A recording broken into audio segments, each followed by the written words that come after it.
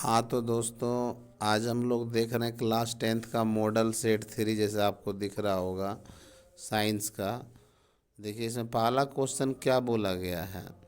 अति भारण के समय विद्युत परिपथ में विद्युत धारा का मान होता है। अति भारण का मतलब हो गया कि जब आपका जो है विद्युत का बहुत ज़्यादा काम बहुत ज़्यादा होगा तो लोड भी ज़्यादा पड़ेगा, तो उस कंडीशन में बहुत कम हो जाता है। अति भारण के समय विद्युत परिपथ में विद्युत धारा का मान बहुत कम हो जाता है। क्वेश्चन नंबर 2 देखिए, कौन सा परंपरागत ऊर्जा का स्रोत नहीं है। तो उसमें देखिए पहला है जैव मात्रा, दूसरा है नाभिकीय ऊर्जा, तीसरा भूतापीय ऊर्जा स्रोत, चौथा इनमें से कोई नहीं। तो परंपरागत ऊर्जा स्रोत का मतलब हुआ कि जो पुराने सिस्टम से चला आ रहा है। तो जैव मात्रा बायोगैस जो है, मीथेन का इस्तेमाल लोग पुराने ज़माने से कर रहे हैं, गोबर का उपला वगैरह बनाते हैं। क्वेश्चन नंबर 3 देखिए, रासायनिक अभिक्रिया के दौरान किसी पदार्थ के ऑक्सीजन का योग कहलाता है। अगर ऑक्सीजन, हम पहले भी बोले थे कि ऑक्सीजन का योग होगा यानी ऑक्सीजन बढ़ेगा तो उपचयन कहलाता है, और ऑक्सीजन घटेगा तो अपचयन कहलाएगा। तो यहाँ तक क्वेश्चन नंबर 3 में आपको कोई दिक्कत नहीं होना चाहिए। क्वेश्चन नंबर 4 को जरा देखिए। देखिए थोड़ा सा धुंधला प्रिंट है ऊपर से, तो हम लोग कुछ कर नहीं सकते हैं। देखिए समझने का प्रयास कीजिए। पादपों में पाए जाने वाला वृद्धि हार्मोन कौन सा है। तो जिब्रेलिन जो होता है वो पादपों को वृद्धि करता है, उसको जो है मोटाई देता है जिब्रेलिन। तो पादपों में वृद्धि हार्मोन जो है वो जिब्रेलिन है। और ऐसे भी एड्रीनेलिन है, इंसुलिन है, थायरोक्सिन है, ये मनुष्य में पाया जाता है, जीव जंतुओं में पाया जाता है। तो वो पादप हार्मोन जिब्रेलिन है जो वृद्धि हार्मोन है, पेड़ की चौड़ाई को फैलाता है वो। और लंबा करने की बात करें तो ऑक्सिन हार्मोन होगा, यहाँ ऐसा ऑप्शन नहीं है। क्वेश्चन नंबर 5 को आप देखिए, चालक का प्रतिरोध निर्भर नहीं करता है। तो चालक का प्रतिरोध जो है चालक की लंबाई पर तो करता है, चालक के अनुप्रस्थ काट के क्षेत्रफल पर करता है, चालक के ताप पर करता है, चालक में प्रवाहित विद्युत धारा पर, इस पर जो है निर्भर नहीं करता है। तो ऑप्शन नंबर 4 इसका बिल्कुल सही जवाब होगा। क्वेश्चन नंबर 6 देखिए, सूरगम किस राज्य की जल संग्रह व्यवस्था है। तो सूरगम नाम से ही पता चल रहा है कि केरल या तमिलनाडु हो सकता है, लेकिन ये है केरल का। तो उस 7 नंबर क्वेश्चन देखिए, कौन सा पादप हार्मोन है। तो इंसुलिन, एस्ट्रोजन, थायरोक्सिन ये मनुष्य में पाया जाता है। साइटोकाइनिन जो है ये पादप हार्मोन है, याद रखिएगा। क्वेश्चन नंबर 8, किसी कोष में इलेक्ट्रॉनों की अधिकतम संख्या होती है। तो इलेक्ट्रॉनिक विन्यास में हम लोग पढ़े थे 2n² फॉर्मूला होता है, तो 2n² ही होना चाहिए। ऑप्शन नंबर 2 इसका सही जवाब है। क्वेश्चन नंबर 9 को आप देख सकते हैं, लिखा है नेत्र में प्रवेश करने वाली प्रकाश की किरणों का अधिकांश अपवर्तन कहाँ होता है। तो ये नेत्रोद में होता है, याद रखिएगा, नेत्रोद में होता है। क्वेश्चन नंबर 10 है, कौन सा हाइड्रोकार्बन सबसे सरल यौगिक है। तो मीथेन, इथेन, प्रोपेन, ब्यूटेन है, उसमें सबसे सरल मीथेन है। क्वेश्चन नंबर 11 को देखिए, क्वेश्चन नंबर 11 कहता है, वायुमंडल में प्रकाश का कौन सा रंग सबसे अधिक प्रकीर्णन करता है। तो सबसे ज़्यादा फैलता है नीला रंग, इसी की वजह से आकाश का रंग नीला दिखता है। प्रकीर्णन का मतलब है बिखर जाना। क्वेश्चन नंबर 12 में देखिए, तो 12 में आपको सूर्य का प्रकाश दिख रहा होगा, और उसके बाद सूर्य का प्रकाश है, नीचे बर्तन में सिल्वर क्लोराइड है और चीनी मिट्टी की प्याली है। तो जब सिल्वर क्लोराइड को अगर सूर्य के प्रकाश में रिएक्शन कराएंगे ना, सिल्वर अलग हो जाता है, क्लोराइड अलग हो जाता है। तो ये एक प्रकार, जब कोई रिएक्शन में कोई यौगिक टूट जाता है, कोई यौगिक टूट जाता है, जरा समझिए।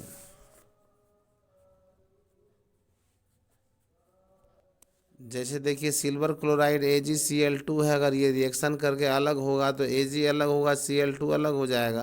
तो जब यौगिक टूट जाएगा तो वो वियोजन अभिक्रिया कहलाएगा। तो इसका सही जवाब हो जाएगा वियोजन। क्वेश्चन नंबर 13 में देखिए, कौन सा जीवाणु जनित रोग नहीं है, ऐसा ऑप्शन था, लेकिन नहीं वाला ये क्वेश्चन गलत है। नहीं नहीं होगा, क्योंकि सभी बीमारी जो है गोनोरिया, सिफिलिस, मस्सा, ये सब जीवाणु से होता है। और ये गुप्त रोग होता है। सिफिलिस, गोनोरिया ये महिला पुरुष के संबंध में आने से ही होता है। क्वेश्चन नंबर आपका 14 देखिए, रुधिर का कौन सा अवयव रक्त स्राव को रोकने में मदद करता है? तो प्लेटिलेट्स याद रखिएगा, प्लेटलेट्स या प्लेटिलेट्स बोलते हैं, इसको हिंदी में पट्टिकानु कहते हैं। ये सबसे ज़्यादा मदद करता है, खून को, ब्लड को बहने से रोकता है, थक्का बनाने में। अब विटामिन की बात करें तो विटामिन के इसका सही जवाब है। क्वेश्चन नंबर 15 को देखिए, निम्न में से कौन बौने पौधे को दर्शाता है? तो बड़ी टी और छोटी टी, जो पहला ऑप्शन है ऑप्शन नंबर ए बिल्कुल सही जवाब है। क्वेश्चन नंबर 16 देखिए, कौन एक लिंगी पुष्प है? तो एक लिंगी गुड़हल जो होता है वह एक लिंगी पुष्प होता है। बाकी जितना सब दिया है, सरसों पुष्प, गुलाब पुष्प, पपीता, ये सब द्विलिंगी है, याद रखिएगा। अब क्वेश्चन नंबर देखिए 17 में, कौन सा पर्यावरण अनुकूलन नहीं है? तो देखिए, पैदल चलते हैं तो पर्यावरण को कोई नुकसान नहीं है, साइकिल से चलते हैं तो भी कोई नुकसान नहीं है, मोटरसाइकिल से चलाना, इससे प्रदूषण फैलेगा। तो ऑप्शन नंबर सी ऐसे भी आप छांट लीजिएगा, ऑप्शन नंबर सी इसका करेक्ट जवाब होगा। क्वेश्चन नंबर 18 देखिए, निम्न में से किस माध्यम में प्रकाश की चाल अधिकतम होगी? प्रकाश की चाल जो है 3 × 10⁸ मीटर पर सेकेंड होता है। एक सेकेंड में लगभग 3 लाख किलोमीटर पर चल जाती है। सोच लीजिए उसका क्या स्पीड होता है। तो वो निर्वात में सबसे ज़्यादा है, उसके बाद हवा में लगभग बराबर होता है। तो हवा इसका सही ऑप्शन होगा। क्वेश्चन नंबर 19 को देखिए, कौन सा संबंध सही है? तो V = IR, आप लोग ओम के नियम में पढ़े होंगे। तो V = IR, option number C बिल्कुल सही है। क्वेश्चन नंबर 20 को देखिए, मेरुरज्जु निकलता है, तो मेरुरज्जु जो है अनुमस्तिष्क से निकलता है, ये याद रखिएगा। किसी लेंस द्वारा उत्पन्न आवर्धन का एसआई मात्रक क्या होता है? तो आवर्धन का एसआई मात्रक जो होता है वो मिलीमीटर में होता है, ये याद रखना होगा आपको। क्वेश्चन नंबर 20, सामान्य अनुशीतलन रक्त दाब कितना होता है? तो सामान्य अनुशीतलन मतलब होता है प्रेशर जो हम लोगों का होता है, ब्लड प्रेशर 120 और 80 होता है। तो 120 हो गया, आप 120 होगा आपका अनुशीतलन रक्तदाब, मतलब उच्च रक्तचाप 120 होना चाहिए और निम्न जो है 80 होना चाहिए। 120/80 देखे होंगे, डॉक्टर लोग मापता है। तो 120 आपका उच्च हो गया और निम्न होना चाहिए 80। 23 नंबर क्वेश्चन देखिए, निम्न में से किस धातु का गलनांक सबसे कम है? एल्यूमिनियम, सोडियम, कॉपर और लोहा दिया हुआ आयरन। तो इसमें सबसे कम गलनांक सोडियम का है और इतना कम गलनांक है कि इसको चाकू से भी हम लोग काट सकते हैं। ये आप देखिए, अगला क्वेश्चन आपको दिखता होगा 24 नंबर में, संगमरमर का रासायनिक सूत्र क्या है? तो ए नंबर में CaO जो बिना बुझा चूना है, दूसरा है CaOH का हॉल ट्वाइस, ये बुझा हुआ चूना है, CaCO3 ये संगमरमर का सूत्र है। इसको हम लोग सूखा हुआ चूना भी बोल सकते हैं, और एक तरह से चौक जो है, चौक या संगमरमर पत्थर जो भी पूछे, खड़िया, ये सब का सूत्र CaCO3 होता है। क्वेश्चन नंबर 25 को आप देख सकते हैं। 25 नंबर में, ओजोन परत किस हानिकारक विकिरण से पृथ्वी को सुरक्षा प्रदान करती है? तो पराबैंगनी विकिरण जो है इससे हम लोगों को बचाता है, और ये इतना खतरनाक है, इससे त्वचा कैंसर जैसा खतरनाक बीमारी होता है। क्वेश्चन नंबर 26 को जरा समझिए, धोबिया सोडा का रासायनिक सूत्र क्या है? धोबिया सोडा बोल दिया, कभी आपको धोने का सोडा बोलेगा, तो उसका सूत्र होता है Na2CO3 × 10H2O। और जो ए नंबर में देख रहे हैं NaHCO3, ये खाने वाला सोडा है। और तीसरा ऑप्शन जो सी है, CaOH का हॉल 2, ये जो है आपका बुझा हुआ चूना है। तो धोबिया सोडा यानी धोने का सोडा, ऑप्शन नंबर बी बिल्कुल सही जवाब है। Na2CO3 × 10H2O याद हो जाएगा आपको। हमारा शरीर किस परास के बीच कार्य करता है? तो हमारे शरीर का जो है pH मान 7 से 7.8 के बीच होना चाहिए। क्वेश्चन नंबर 28 को देखिए, विद्युत आवेश का एसआई मात्रक कूलाम होता है, ये याद रखना है। क्वेश्चन नंबर 29 को देखिए, विभक्त वलय का उपयोग किस उपकरण में किया जाता है? तो ये विद्युत मोटर में होता है, याद रखना होगा आपको। क्वेश्चन नंबर 30, क्लोरीन के परमाणु का बाह्यतम कक्षा में इलेक्ट्रॉनों की संख्या कितनी होती है? जरा क्लोरीन को समझिए। क्लोरीन जो है, क्लोरीन का परमाणु संख्या 17 होता है। तो इसका इलेक्ट्रॉनिक विन्यास करेंगे 2, 8 और 7 होगा। तो बाह्यतम कक्ष में 7 इलेक्ट्रॉन है। तो देखिए ऑप्शन नंबर में आपको 7 भी दिख रहा होगा, सी में है ना 7। तो वो इलेक्ट्रॉनिक विन्यास पर डिपेंड करता है कि बाहरी कक्षा में कितना इलेक्ट्रॉन है। क्वेश्चन नंबर 31 देखिए, किसी अंतरिक्ष यात्री को आकाश कैसा प्रतीत होता है। आकाश में तो वायु होता नहीं है, वहाँ वायुमंडल होता नहीं है, तो वहाँ प्रकाश का प्रकीर्णन ही नहीं हो पाता, इसलिए अंतरिक्ष यात्री को आकाश काला दिखता है। ये भी पूछेगा कि हम लोगों को आकाश कैसा दिखता है, तो हम लोगों को आकाश नीला दिखता है।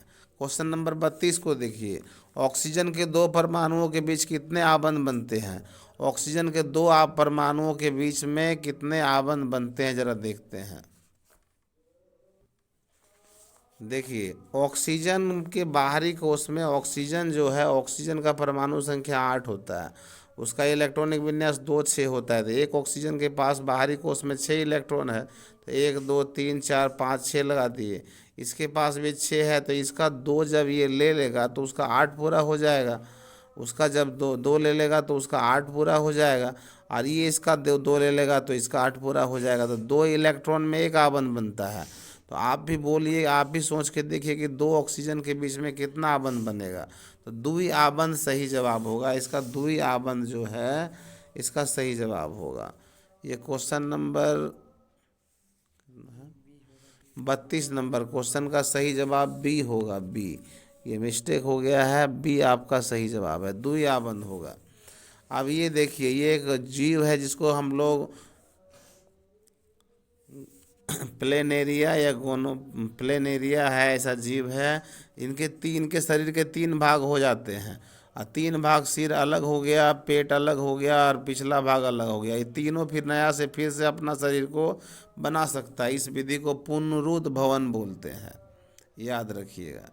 इस विधि को पुनरुद्ध भवन, जैसे जोंक हो गया, जिस तरह जोंक को देखते होंगे, टुकड़ा हो जाता है फिर नया नया जोंक बन जाता है, इसी विधि से अपने बॉडी का निर्माण करता है। इसका 3 टुकड़ा कर दीजिए। देखिए सिर जो है, पैर हाथ बना लिया, पेट सिर बना लिया, पैर बना लिया, और पैर जो है फिर पेट और सिर दोनों बना लिया। इसको हम लोग पुनरुद्ध भवन कहेंगे। क्वेश्चन नंबर 34 को देखिए, स्वपोषी पोषण के लिए आवश्यक है। स्वपोषी पोषण के लिए पर्णहरित आवश्यक है, सूर्य का प्रकाश भी उसको ज़रूरी है, कार्बन डाइऑक्साइड भी चाहिए। पर्णहरित को ही हम लोग क्लोरोप्लास्ट बोलते हैं, जिसमें मैग्नीशियम धातु पाया जाता है। ये भी आपको पूछ सकता है कि पेड़ पौधे की पत्तियों में कौन सा धातु मिलता है, तो मैग्नीशियम पर्णहरित में मिलता है। क्वेश्चन नंबर 35 को देखिए, तो 35 कहता है निम्न में से कौन सा उपधातु है। तो Zn जिंक धातु है, Ca कैल्शियम धातु है, कार्बन अधातु है, Ge जो है जर्मेनियम जो है ये उपधातु है। तो Ge जो है सी बिल्कुल सही जवाब है। क्वेश्चन नंबर 36 देखिए, फिर आ गया, कौन एक लिंगी पुष्प है। एक लिंगी गुड़हल जो बोले थे, एक लिंगी है सरसों का पुष्प, गुलाब का पुष्प, पपीता का, ये द्विलिंगी है। इसमें मेल फीमेल दोनों होता है, जबकि गुड़हल में सिर्फ मेल या सिर्फ फीमेल होता है। क्वेश्चन नंबर 37 को देखिए, दांतों को साफ करने के लिए दंत मंजन प्रायः होता है। दंत मंजन लवण युक्त होता है। टीवी उबी प्रचार वगैरह हम देखे होंगे, नमक के बारे में बताएगा उसमें। देखिए यहाँ बोल रहा है अल्केन का सामान्य नाम, सामान्य सूत्र क्या। अल्केन का सामान्य सूत्र CnH2n+2 होता है। ए नंबर ऑप्शन बिल्कुल सही है उसका। क्वेश्चन नंबर 39 देखिए, और जो बोल रहा है ऑप्शन नंबर बी जो है CnH2n, वो एल्कीन का है, और CnH2n-2 जो डी नंबर में है वो एल्काइन का है। और सी नंबर जो ऑप्शन है CnH2n+-1 वो किसी का इन तीनों में से किसी का नहीं है। इन तीनों के बारे में आपसे पूछेगा, तो अल्केन बोलेगा तो ए नंबर ऑप्शन सही है, एल्कीन बोलेगा तो आप बी लगा दीजिएगा, एल्काइन बोलेगा तो डी लगा दीजिएगा। तो यहाँ अल्केन का सामान्य सूत्र CnH2n+2 होता है, इसी को संतृप्त हाइड्रोकार्बन भी बोलते हैं। इंग्लिश में सैचुरेटेड हाइड्रोकार्बन कहा जाता है। 39 को देखिए, निम्न में से किस दर्पण की फोकस दूरी धनात्मक होती है। तो फोकस दूरी धनात्मक जो होता है वो उत्तल का होगा। ये दर्पण बोले, कभी लेंस भी बोल सकता है। और ऋणात्मक की बात करें तो अवतल में ऋणात्मक होता है। समतल दर्पण की फोकस दूरी पूछेगा तो वो अनंत होता है, उसकी कोई सीमा नहीं है। क्वेश्चन नंबर 40 देखिए, निम्न में से कौन सा स्वच्छ ऊर्जा स्रोत है? तो आप देखिए, कोयला जलाइएगा तो धुआं निकलेगा, लकड़ी जलाएंगे तो धुआं निकलेगा, प्राकृतिक गैस जलाते हैं एलपीजी, एलपीजी गैस जो है उसमें धुआं बिल्कुल नहीं निकलता है। तो स्वच्छ ऊर्जा स्रोत हमारा प्राकृतिक गैस है, जिसको एलपीजी बोलते हैं, लिक्विफाइड पेट्रोलियम गैस, जो जिसमें ब्यूटेन, मीथेन और प्रोपेन तीनों गैस का मिश्रण होता है, लेकिन 90% ब्यूटेन गैस होता है, जिसका सूत्र C4H10 होता है। ये आप लोग आगे भी देखिएगा। वीडियो देखने के लिए आपका बहुत बहुत धन्यवाद। अच्छा लगे तो लाइक सब्सक्राइब भी कीजिए और शेयर ज़रूर कीजिए।